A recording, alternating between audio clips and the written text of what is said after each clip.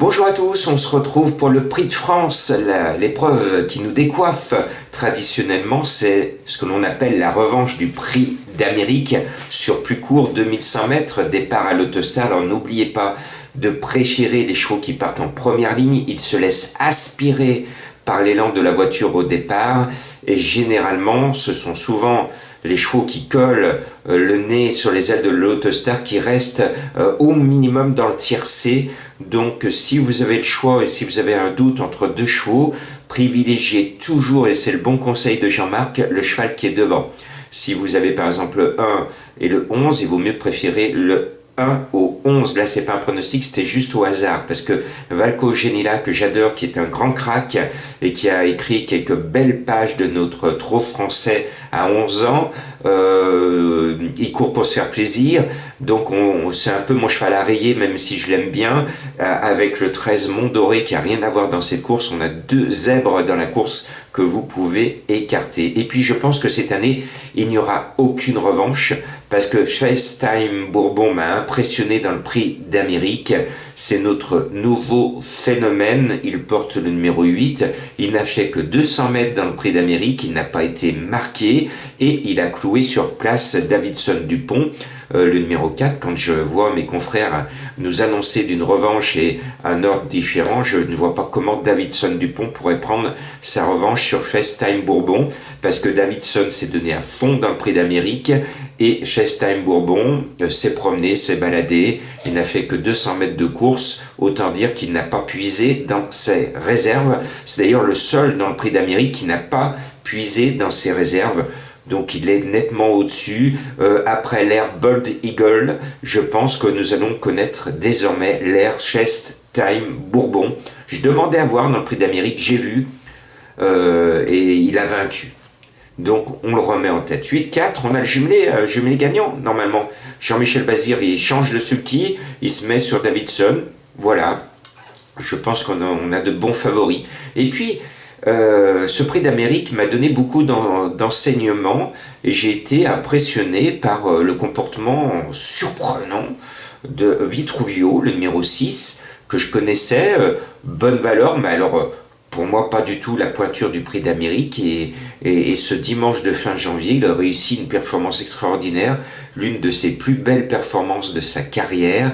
Il a démontré qu'il avait la pointure de l'Amérique et encore, son entraîneur se plaint, le cheval n'a pas eu la meilleure des courses, il aurait pu finir 3e du Prix d'Amérique. Donc c'est pour ça que je le mets très haut, parce que le cheval sera plus à l'aise derrière l'Autostar en première ligne et il va faire mal, parce que l'entraîneur dit bien « j'espère me placer et pourquoi pas mieux ?» Et pourquoi pas mieux? Imaginez que Vitruvio gagne, waouh! Alors, si vous aimez les chevaux étrangers, les Italiens, eh bien allez-y, jouez gagnant placé, sait-on jamais. Mais bon, je pense que ce sera dur quand même pour gagner, parce qu'on a notre phénomène, notre Bourbon, notre roi, notre nouveau roi, vive le roi. Et puis, la petite reine qui va être mon coup de cœur, c'est Usa Jocelyn, le 7, ça fait depuis 8 mois que je sais, comme tout le monde, qu'elle a fait de cette course son objectif de l'hiver. Elle est annoncée bizarrement à 21 contre 1. Alors là, je comprends pas mes confrères qui l'annoncent à une telle cote. Alors je me dis, Jean-Marc, tu la mets en coup de cœur. Un coup de cœur à 21 contre 1 dans un Prix de France, c'est toujours bon à prendre. Avec son numéro 7, c'est pas le meilleur des numéros. Elle aurait préféré tirer le 2, 3, 4. Mais bon, elle est prête. Elle a un joli jeu de jambes, c'est sa course. Donc c'est mon coup de cœur, voilà. Et puis, on m'en avait parlé, on m'avait cassé les oreilles sur ce cheval en disant elle peut gagner le Prix d'Amérique, Nivard est super chaud. Ouh là là, j'en ai entendu des louanges sur Delia du Pomereux, le numéro 12 du jour. Bon, elle n'a pas eu un bon parcours, un peu décevante quand même, il faut le remarquer quand même dans le Prix d'Amérique, parce qu'elle n'était pas à la place indiquée par les bruits flatteurs qui circulaient sur son nom. Bon, Franck Nivard a soif de revanche, il veut montrer à la face du monde, que Delia n'a pas fait sa valeur dans le Prix d'Amérique, donc on va s'en méfier, et je pense que Delia est de loin l'une des meilleures chances de la seconde ligne derrière l'Autostar. Et puis je reviens tout de suite devant avec Bélina Josselin que j'avais écarté. J'ai fait la bêtise de l'écarter dans le Prix d'Amérique parce que j'essayais de mettre des chevaux à plus belle cote et JMB, il m'a cassé mon tiercé américain. Bon, alors cette fois je ne l'oublie pas, ce numéro 5 Bélina Josselin, elle prépare le Prix de Paris et puis bon, elle a démontré qu'elle n'a rien perdu de sa superbe et comme elle est devant, elle devrait pouvoir normalement s'immiscer à l'arrivée. Et puis j'ai cassé mon prono et j'ai enlevé Billy de Montfort qui était mon coup de cœur du Prix d'Amérique. Je la mettais même en tête parce que j'avais été impressionné par ses performances précédentes. Je m'étais dit en la voyant et en entendant Gelormini se répandre en éloge sur sa nouveauté, sa nouvelle classe, que je me disais elle va faire une grande performance dans le Prix d'Amérique. Et le jour du Prix d'Amérique, excusez-moi, mais j'ai pas reconnu celle que j'avais vue précédemment. Je me suis dit mais ils m'ont changé de cheval. J'ai été déçu par Billy de Montfort dans le Prix d'Amérique. Et est-ce que ses courses précédentes ont laissé des traces dans son organisme? C'est ce que je me suis dit après le passage du poteau. Je me suis dit, elle a couru son Prix d'Amérique trop tôt, elle s'est tout donné trop tôt, et le jour J, il n'y avait plus personne, il n'y avait pas de ressources. Elle n'avançait pas comme elle avait avancé. Alors elle retrouve le parcours de son exploit sur 2100 mètres, elle retrouve Gelormini qui est en réussite dans cette épreuve. Eh ben non, je ne mets pas Billy de Montfort pour mettre un cheval qui a visé la course. Attention, ce Prix de France est un prix qui avantage les chevaux européens, les chevaux étrangers, qui sont à l'aise sur les courtes distances, qui adorent les départs à l'Autostar. Et il y a un cheval qui a visé cette course que je n'ai pas mis dans le Prix d'Amérique, je n'y croyais pas, mais là je me suis dit, Jean-Marc, il faut que tu casses ton prono, parce que le cheval, il est venu de loin, non pas pour faire le meeting, mais il est venu de loin pour cette course-là, il a été préparé pour cette course-là.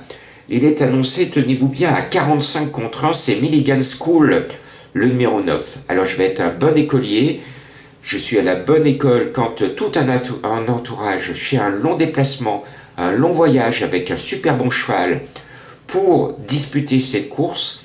Ils l'ont en tête depuis des semaines et des semaines et des semaines. Le cheval est préparé pour ce dimanche. Et ben, je pense qu'il va réaliser la performance de sa vie. Alors, reste à savoir s'il a la pointure d'un Prix d'Amérique ou d'un Prix de France. S'il a la pointure d'un Prix de France, il va faire mal à très grosse cote et il va casser tous les jeux.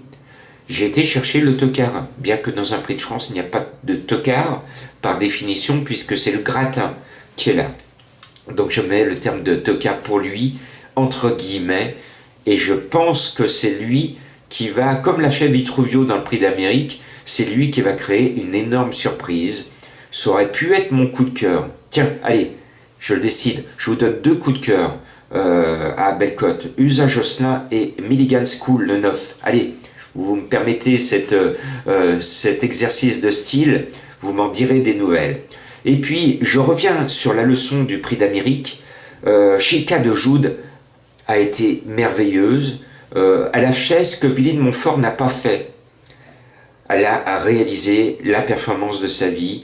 Elle a figuré, et elle figure maintenant dans le palmarès américain. Elle le méritait, elle porte le numéro 10. Alors, elle est mal engagée maintenant derrière, en seconde ligne derrière l'Autostar, mais elle va ramasser les morts. Ils vont aller très très vite. Alain Laurent, qui a vécu un rêve dans le Prix d'Amérique, sait ce qu'il a à faire, c'est-à-dire qu'il va se laisser aspirer, il va essayer de prendre une bonne place dans le dos des fusées au départ, et puis il va attendre. Il va laisser les chevaux se couper la gorge devant, et il va finir. Il va venir finir, ramasser les morts, et Chica de Joude, je pense qu'elle va, comme dans le Prix d'Amérique, se faire un peu oublier, et venir sur la fin ramasser tout ce qui est bon à prendre. Voilà, et puis j'ai été, pour construire cette sélection un peu spéculative, vous avez vu, encore une fois, je vais à la pêche aux grosses cotes pour essayer de me démarquer de mes confrères. C'est pour ça que vous venez voir mes vidéos, c'est pour trouver des chevaux que les autres ne vous donnent pas. Bon, je n'ai pas mis l'autre phénomène, c'est Bold Eagle.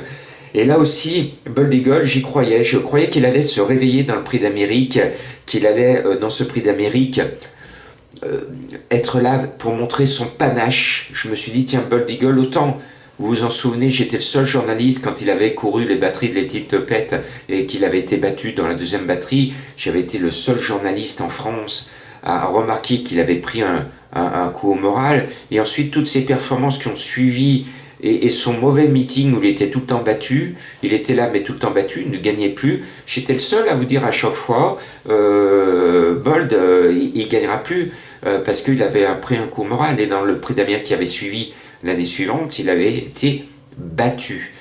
Et puis après, il est revenu, et puis sa victoire à l'étranger, avant le meeting d'hiver, je me suis dit, tiens, Bold a repris de sa superbe, il est revenu, je me suis dit, tiens, il va me montrer du panache dans le prix d'Amérique. Et puis dans le prix d'Amérique, il avait des ressources, et sur la fin, le cheval a dit non. Le driver, il a senti que le cheval s'arrêtait. Et ça, c'est pas bon signe, surtout pour Bold Eagle. Ça veut dire que Bold Eagle, il a dit à son driver, non, j'en ai assez, je me suis beaucoup donné, là, je vais pas y aller. Et quand un cheval comme ça, surtout un bon cheval, dit non, c'est pas bon signe. Ça veut dire qu'il en a un peu marre. Et ce prix de France, après son coup de tête, sa volonté de ne pas y aller, de ne pas aller au combat dans l'Amérique, me fait dire qu'il faut l'enlever de mon ticket du prix de France. Mais je serais super heureux si Bold figure à l'arrivée, mais il fallait que je l'enlève pour laisser la place à mon numéro 9. Alors oui, je sais que j'ai un fan qui me dit « Mais Jean-Marc, t'es fou, t'as pas mis Bayakeno, oui, mais Bayakeno, c'était ma chouchou jusqu'à présent. Et puis, je pensais vraiment qu'elle allait faire sa performance dans le prix d'Amérique, et puis je suis là, dans le prix d'Amérique comme l'année dernière, parce que j'avais été le seul l'année dernière à la mettre en coup de cœur dans le prix de Belgique, parce que j'étais le seul à vous dire qu'elle allait se qualifier ce jour-là, et elle s'était qualifiée. Et puis dans le prix d'Amérique, je l'avais mis, mais je m'étais dit ça va être dur. Et puis cette année, je m'étais dit, tiens, Bayakeno, c'est son prix d'Amérique. Et Bayakeno, elle m'a déçu, comme m'a déçu Billy de Montfort.